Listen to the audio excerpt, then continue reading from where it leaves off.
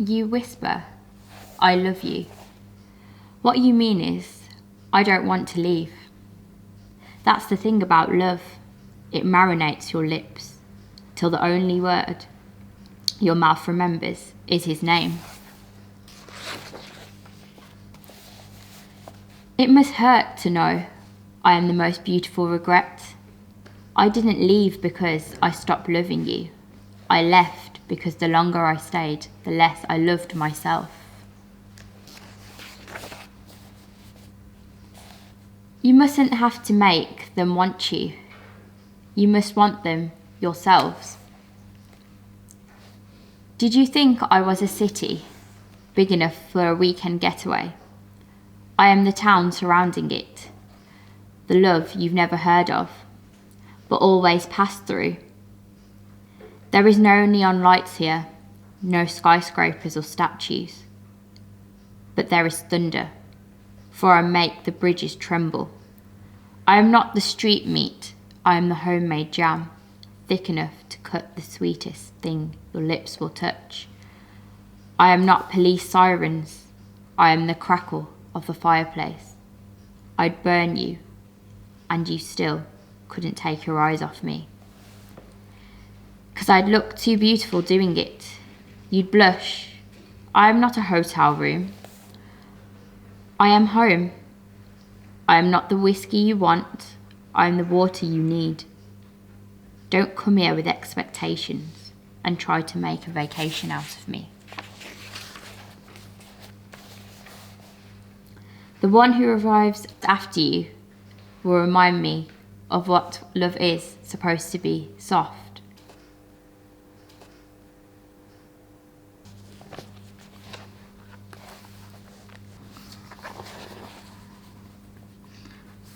The empty village site, the pillaged church, the tumbled houses and the disused roads would not have retained for very long the appearance of a scar.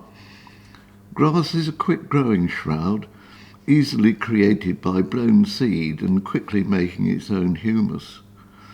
Soft soil from the crofts will be washed through the houses and down the banks to the streets in every rainstorm.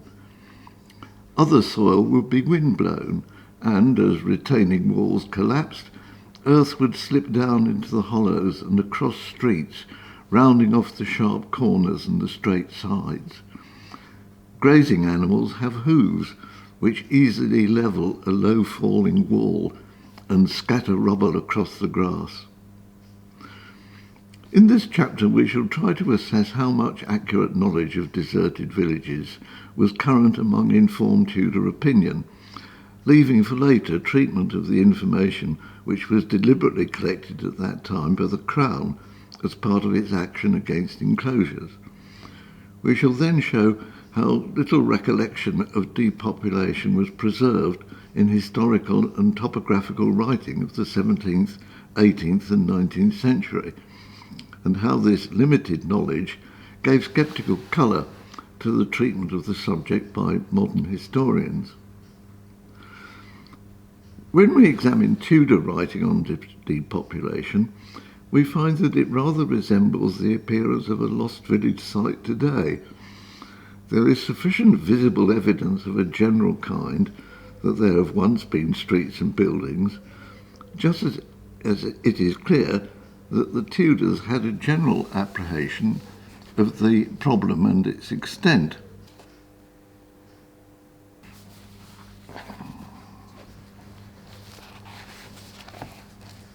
My vagina's angry.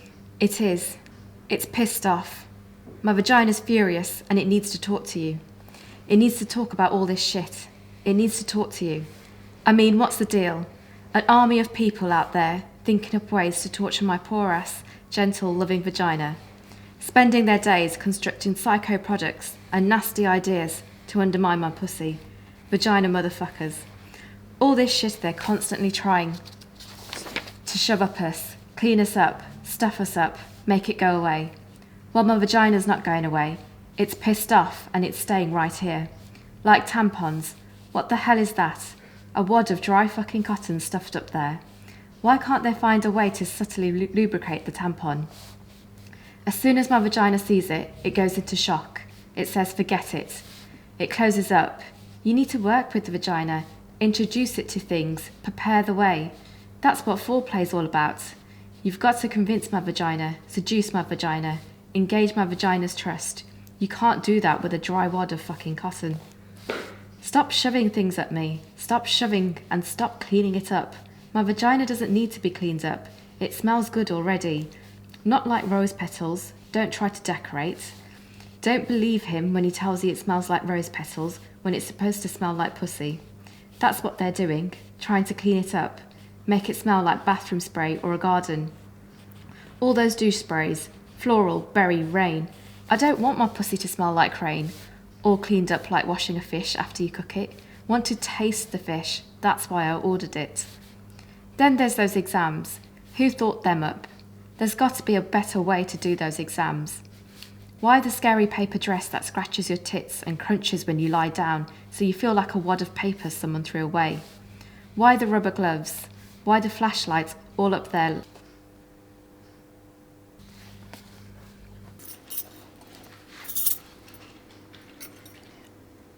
Down in the forest, Fir Tree and Thorn Tree were squabbling. I am tall and beautiful, said Fir Tree. I am useful for making houses and ships. You are a nothing tree, a mean, low, prickly little thing, no good for anything except scratching children's hands. Don't even compare yourself to me. We shouldn't even be mentioned in the same breath. I agree, said Thornbush.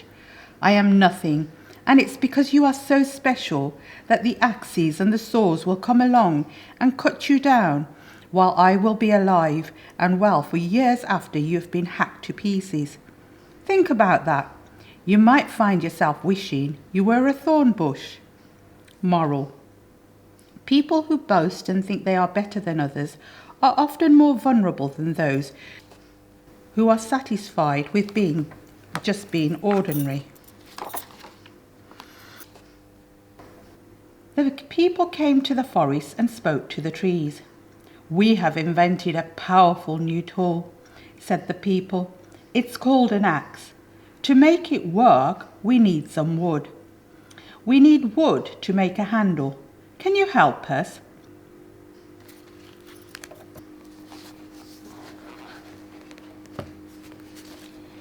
Caring for young plants. Ensuring success. The first few weeks after sowing are critical to a crop's success. Weeds and native plants are well adapted to struggle, and survival of the fittest is in their long-term interest.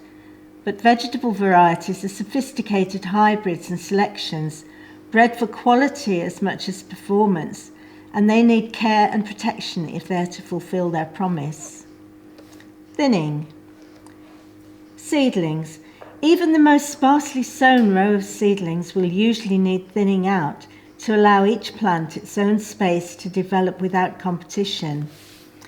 Always thin in several stages as insurance against losses as plants develop. With outdoor sowings in situ, start when the whole row has emerged but while seedlings are still small. Pinch off surplus seedlings at soil level to leave survivors just clear of each other. See below. Repeat whenever seedlings look crowded, leaving them at progressively greater distances apart until they're at recommended spacings. Clear and compost the thinnings to avoid attracting pests and diseases, and water or firm the row afterwards in case you have loosened any roots. Crops that withstand transplanting can be thinned by carefully lifting unwanted seedlings with a fork or dibber for replanting elsewhere. Seedlings in pots can be treated in the same way. Thin brassicas sown in a nursery bed once or twice before planting out, or lift them all with a fork and transplant 8 to 10 centimetres apart elsewhere in the bed. Growing on.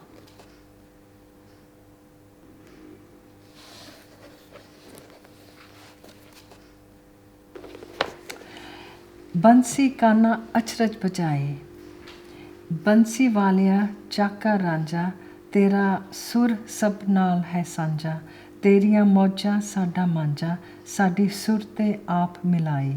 How wonderfully Krishna has played his flute. Flute player, herdsman, Ranja, your notes are shared with everyone. Your delights are my time of gloom. Bansi ਵਾਲਿਆ ਕਾਨਾ ਕਹਾਵੇ, ਸ਼ਬਦ ਅਨੇਕ ਅਨੂਪ ਸੁਣਾਵੇ. ਅੱਖੀਆਂ ਦੇ ਵਿੱਚ ਨਜ਼ਰ ਨਾ ਆਵੇ, ਕੈਸੀ ਬਿਖੜੀ ਖੇਲ ਰਚਾਈ. Flute player, you call yourself Krishna. You perform so many beautiful hymns. My eyes cannot see you. What a tangled game you have set up. Sunya bansi diyan kangura, kukke tan man wangu mera. Dithiyan is diyan toda joda, ik sur diyan sab kala uthai, bansi kana achraj bajai. The flute is something that everyone can hear or play, but very few people grasp its meaning. Anyone who discovers the note of the unstruck music becomes passionate for the flute. Is bansi diyan lamba lekha, jisne tunda tisne dekha, savi jis bansi di rekha, es vujudon sirf uthai, bansi kana achraj bajai. This flute has a long story. Whoever searched for it has seen it. The stem of this flute is green. Its qualities have been created by the divine being. Is bansi de panch sat tare, aap apni sur pande sare.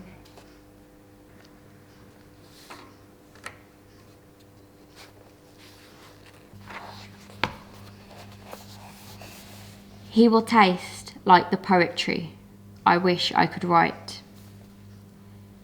If he can't help but degrade another woman, when they're not looking, if toxicity is central to his language, he could hold you in his lap and be soft, honey. That man could feed you sugar and dose you in rose water, but that still could not make him sweet. If you want to know the type of man he is, I am a museum full of art, but you had your eyes shut. You must have known you were wrong when your fingers were dipped inside of me, searching for honey that would not come for you. The thing worth holding on to would not have let go. When you are broken and he has left you, do not question whether you were enough. The problem was, you were so enough. He was not able to carry it. Love made the danger in you look like safety. Even when you undress her, you are searching for me. I am sorry I taste so good. When the two of you make love, it is still my name that rolls off your tongue accidentally. You treat them like they have a heart like yours, but not everyone can be as soft and as tender. You don't use the person they are, you see the person.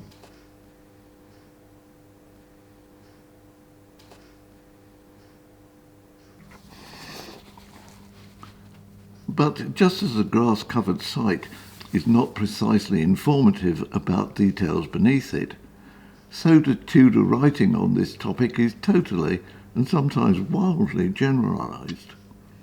Round numbers are used in illustrations. Districts or county names are the only clues to location. Particular villages or the fates of particular villagers are not used in illustration. There is plenty of evidence that all levels of opinion knew about the phenomenon, and indeed that an exaggerated fear of its continuance remained for some time after the depopulation enclosure had diminished. Such vague and indiscriminate writing helps to explain why contemporary statements have been received sceptically by recent historians, especially when they are in a position to discount the Tudor fears of a diminished total population. Tudor writers had used the empty villages to back their fears of an emptying England, and having proved this fear to be unfounded, it was only a small step for historians to regard the dispeopled village as an exaggeration. E.F. Gay styled it hysterical and rhetorical. Its very exaggeration condemns it. Armstrong had written of 400 Midland villages lost in 60 years, but Gay thought a tenth of this number nearer the mark. Search reveals only around 24, full half in Northamptonshire. And Miss Bradley comforted herself with the thought that it is to the credit of landowners that there are so few authentic cases of depopulation. Writing far from England,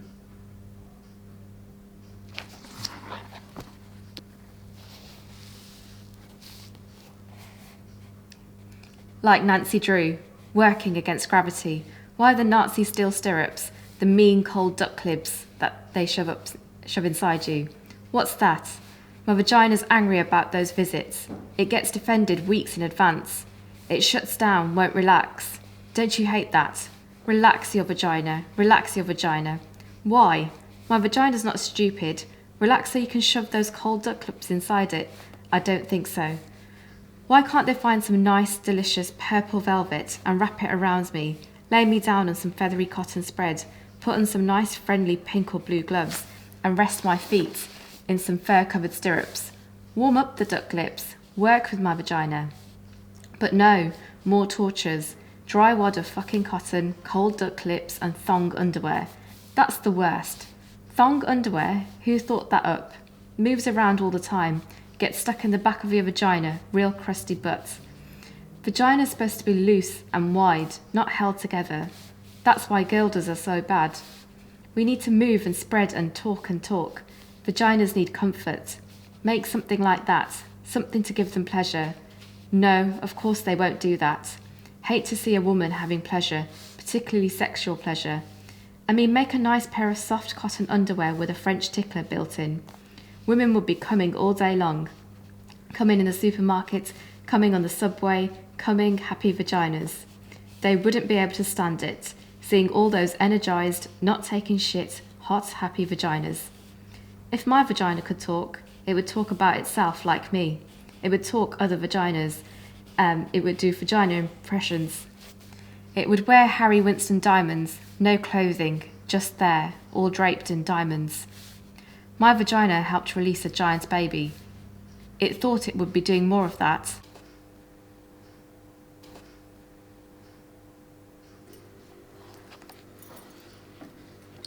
Sometimes people who are most likely to harm you find ways to get you to help them. The old farmer caught a partridge and clipped its wings so it could not fly away. He put it amongst the cockerels he was training for fights. Right away the fighting cocks started tormenting Partridge, pecking at his legs, poking him with their claws and beating him away from the food the old farmer put out for them all. Partridge soon came to think of these birds as some of the most nasty, mean, unfriendly creatures he had ever met. He felt bitter and sad, and he ended up with such a horrible bunch. But then he thought again. Look at them, these fine fighting birds. What do they do all day long when they're not attacking me? They're squabbling and scratching at each other. Bicker, bicker, bicker, that's them. Small wonder then that when I turned up, they picked on me.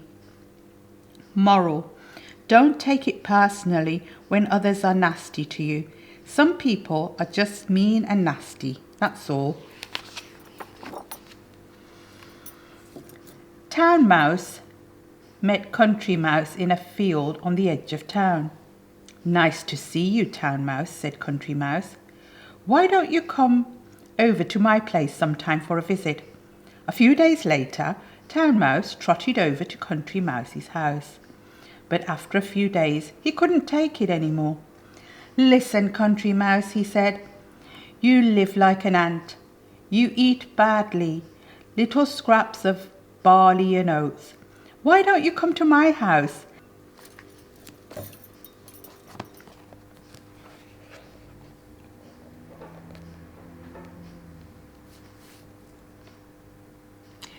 Watch out for sudden cold spells, particularly at night, and be prepared to cover plants with fleece, newspaper or cloches. Jam jars and clear bottomless plastic bottles are useful for station-sown plants. Before they're exposed to the elements, plants sown in situ under cloches or fleece and those started indoors need hardening off. Seedlings and young plants are a gourmet dish for slugs and other pests, so guard them with traps and deterrents. They also have little resistance to diseases at first, so give them air and space, make sure the plant debris and mulches do not touch them, and do not overfeed. Young plants under glass are sensitive to scorch from bright sun, especially soon after pricking out, so cover them for the first days with sheets of newspaper in sunny weather, keep the paper handy for cold nights, and if the weather turns warm for any length of time, consider moving plants to a cold frame which may be easier to shade and ventilate. Seedlings have very immature root development while they're still small and can quickly dry out in hot weather. Soil that has been well fortified with organic material should shield outdoor sowings from stress, but seedlings on impoverished and light sandy soils will benefit from a light mulch of leaf mould or grass clippings to reduce evaporation.